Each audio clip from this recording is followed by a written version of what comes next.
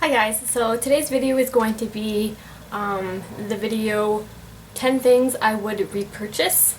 I was thinking about doing this earlier on in my channel, but I don't know, I'm just really feeling it today. Plus I feel like it's a tag that's going around, so I'm just going to do it because, well, it's a good video to do. It gives other people the chance to see what products are great and what are worth repurchasing.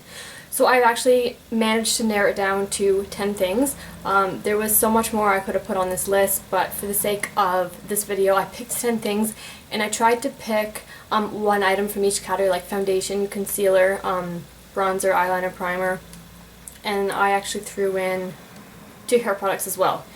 So let's just get right into it. The first thing I will start off with is, I'll start with my eyeliner.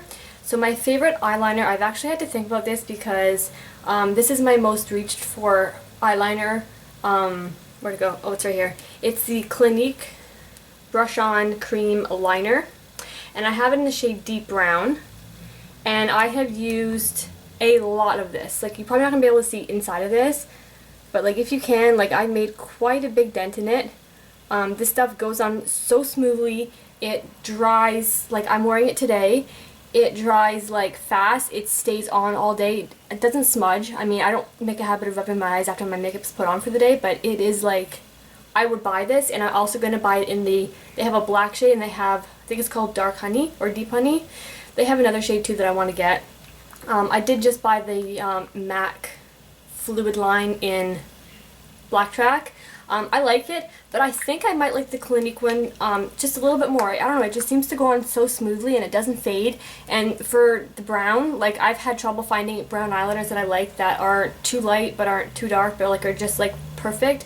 And for me, this Clinique one in deep brown is like, I will rebuy it again. It's my favorite cream gel eyeliner.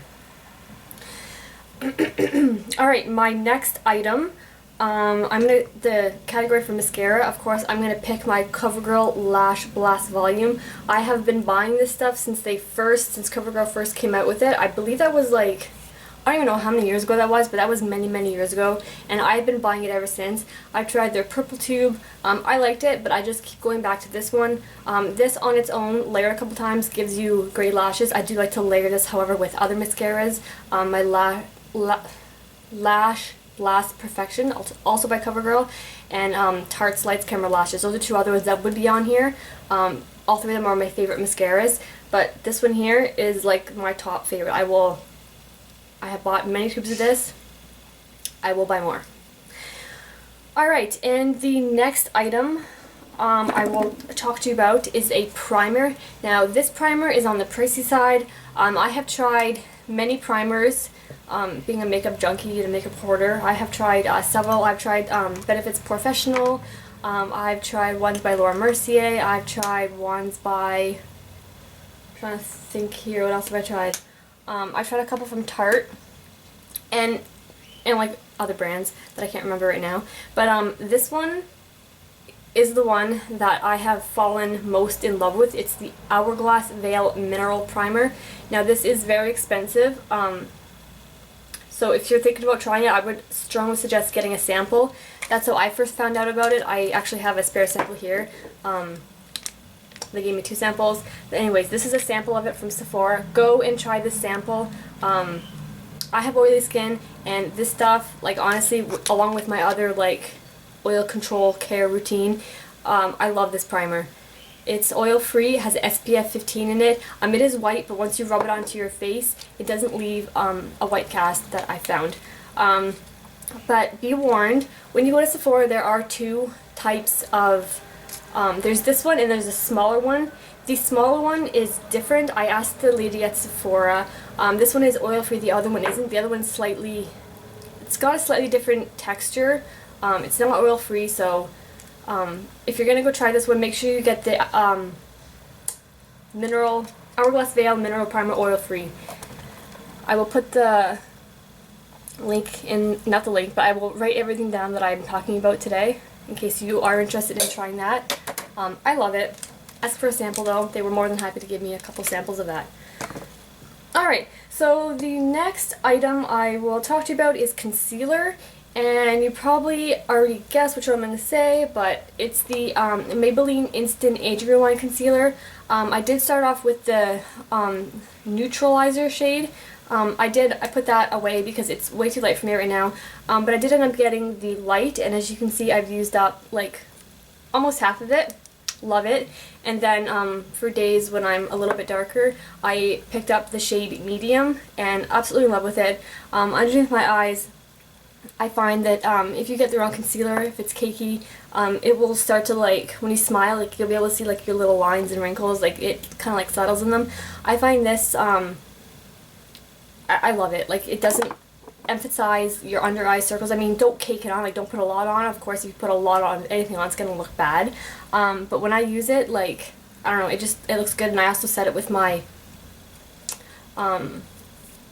Bare Minerals Well Rested powder, or my Makeup Forever HD powder. But anyways, awesome concealer.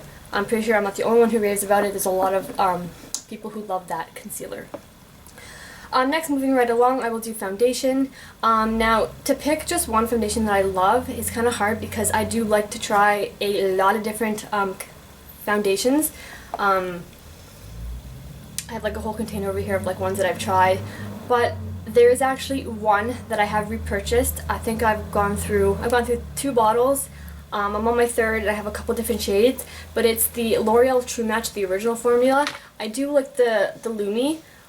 But this one here, tried, tested, and true. I love it. I love how there's like different lines for neutral skin tones, warm skin tones, and cool skin tones. It makes it a lot easier to pick out your shade. I'm in the warm.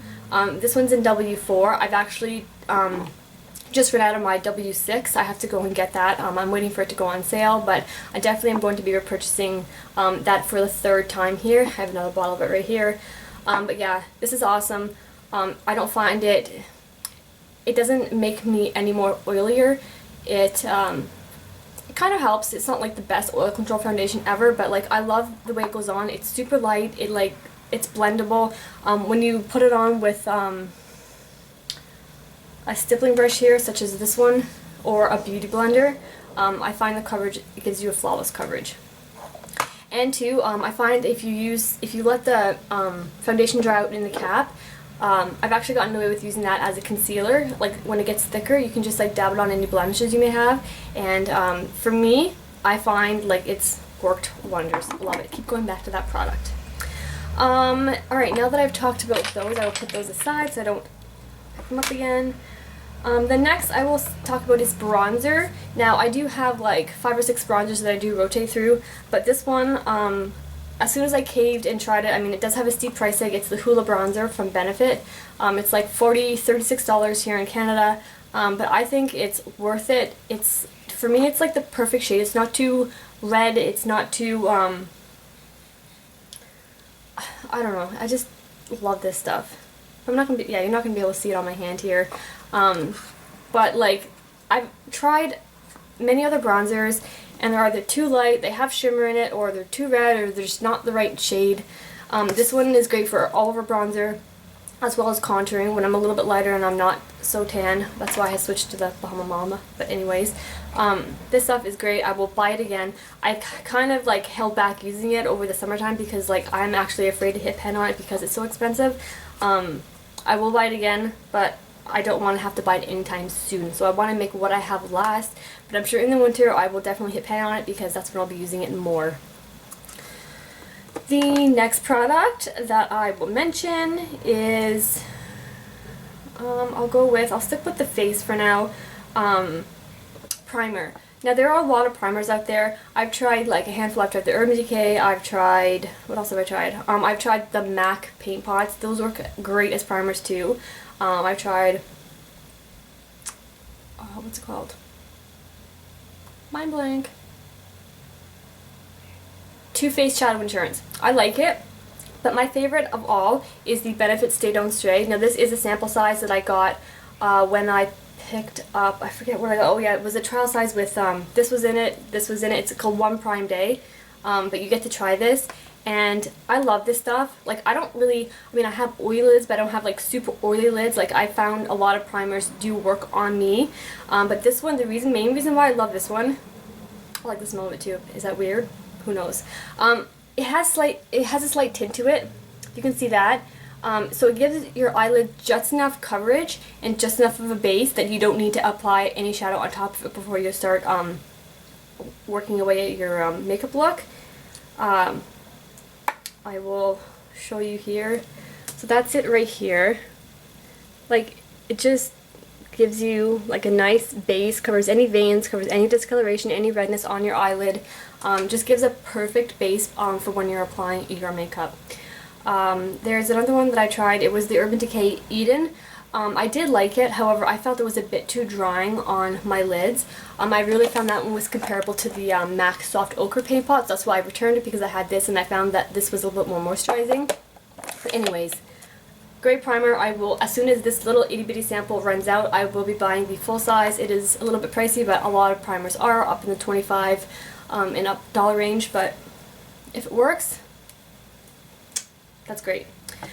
So the next thing, finishing off with the face, is a Lip Medics Blistex. It's Blistex. I love this stuff. I've gone through many containers. As you can see, this one's almost out. I put this on every night before I go to bed. I want to get another container for my makeup area here so I can put it on in the morning before I apply my makeup to help prime my lips. Love it. It smells, it has like a minty cooling. It has a bit of a, what am I trying to say here? Like a medical smell. Sorry, it's hot. But yeah, when you put it on your lips, it gives a cooling feeling.